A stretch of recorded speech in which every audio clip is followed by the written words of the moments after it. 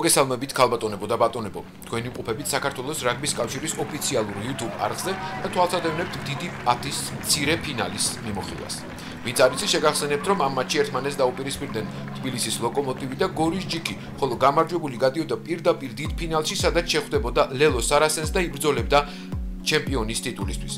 ეს თამაში ჯერ კიდევ წინა გვაქვს, მანამდე კი ვნახოთ თუ როგორ იბრძოლეს ერთმანეთში ლოკომოტივმა და ჯიკმა.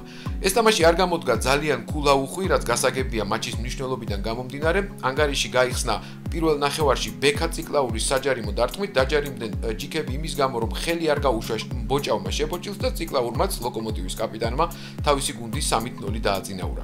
ცოტა ხანში ციკლაურმა კიდევ ერთხელ შეძლო ზუსტი საჯარიმოს დარტყმა, მას შემდეგ რაც მეტოქის კაპიტანმა გურამ შენგელიამ საკმაოდ უხეში ბოჭვა შეასრულა, აქ ნამდვილად გადარჩა შენგელია ყვითელ ბარათს, საჭმაის დაინდო, შეიძლება ამის თქმაც და ციკლაურმა ხელსაყრელი პოზიცია სამკულად აქცია 6-0 დაწინაურდა თბილისის ლოკომოტივი.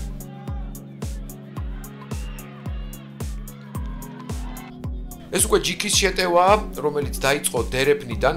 ააგდო ორაგველიძემ ბურთი, მოიგო მჭედლიშვილმა, ჩამოიღო, ჩამოყალიბდა მოლი, მართალია ცოტა ხანი გაჭიანურდა და ყვითლების 9 ნომერს ზაბახიძეს ჯაფა დაადგა საიმისოდ, რომ ეს ბურთი გამოეღო ამ მოლიდან, თუმცა ეს საბოლოოდ მაინც მოახერხა, გაათამაშა ბურთი და იგივე ტიპის ჯარიმა, რის გამოც პირველი სამი კულა მოიპოვა ლოკომოტივმა, ბოჭავმა ხელი არ გაუშვა შებოჭილს, ირლანდიელმა მსაჯმა სასტრაფოდ დაუსტვინა ამის მანიშნებლად და ჯიკებს მისცა უფლება დაერტყათ კარში სამკულიანი დარტყმა. ხარაზიშვილმა ეს მშვენივრად შეასრულა და ანგარიში გახადა 6-3 კლავაც ლოკომოტივის სასარგებლოდ.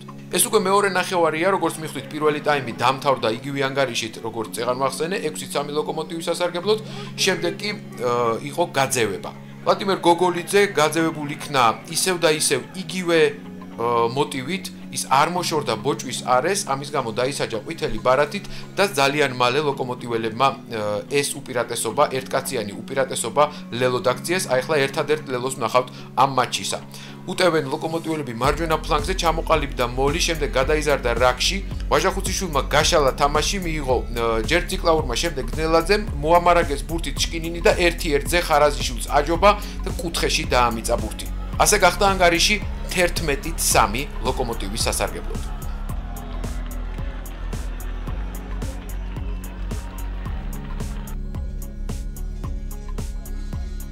კვლავ ლოკომოტივი უტევს და ახლა ვნახავთ მეორე ყვითელ ბარათს, რომელიც მსაჯმა მისცა ჯიქების მოთამაშეს. აქ რამდენჯერმე განმეორდა ერთი ტიპის დარღვევა და საბოლოოდ ქარჩავა დაისაჯა ყვითელი ბარათით და 10-იანი გაძევებით. ჯიკმა ვეღარ შეძლო ამის შემდეგ ვეღარაფრის შეცვლა, ლოკომოტივმა კი ბურთი გადააგდო კიდეზე და დაასრულა თამაში, რითაც ზედიზედ მეორედ მოიპოვა დიდი პატის ფინალში თამაშის უფლება, მაშასე 15 მაისს 17 საათზე მიხეილ მესხის სტადიონზე ერთმანეთს დაუპირისპირდებიან ლელო სარასენსი და თბილისის ლოკომოტივი. ჩვენი დავალება იყო, რომ გვეთამაშა გაშლილი თამაში და გარეთ ფანგებზე გაგვეტანა. შეიძლება და გვარად პირველ ტაიმში ძალიან გაგვიჭირდა, იმიტომ რომ ხარმაც ხელი არ შეგვიწა. ხარის საწინააღმდეგოდ მოვიწია თამაში და ალბათ მეორე ტაიმშიც კიდე შეგინებებმა უპირატესობას გაგვიგებდა შეგინებაში და ძალიან დავიჩაგრე. ყვითელი ბარათებიც მივიღე და კაცნაკოლზე უკვე ძალიან გაგვიჭირდა. როგორც თამაშის წინ აღნიშნეთ, მეტოქისგან ფიქრობდით, რომ შერკინებას დაგვიპირისპირებდნენ, მოვემზადეთ შერკინებაში თუ როგორ უნდა გაგვეწია მათთვის წინააღმდეგობა, რაც შეეხება ჩვენ თამაშს, ვფიქრობ, რომ შერკინებამ არანაკლები შრომა გაწია, მაგრამ დიდი მადლობა მინდა გადავუხადო ჩვენს ხაზს, რადგან ვფიქრობ, საუკეთესო თამაში ითამაშეს მთელ სეზონში. ყველას კარგად მოგეხსენებათ, ლელო საკმაოდ კარგად დალაგებული გუნდი არის, ორივე გუნდი ერთმანეთს კარგად ვიცნობთ, კარგად ვიცით ერთმანეთის დადებითი და ასევე უარყოფითი მხარეები, მაგრამ ვფიქრობ, რომ ჩვენ თუ ჩვენ თამაშს ვითამაშებთ, წარმატებაც ჩვენ ხარეს იქნება.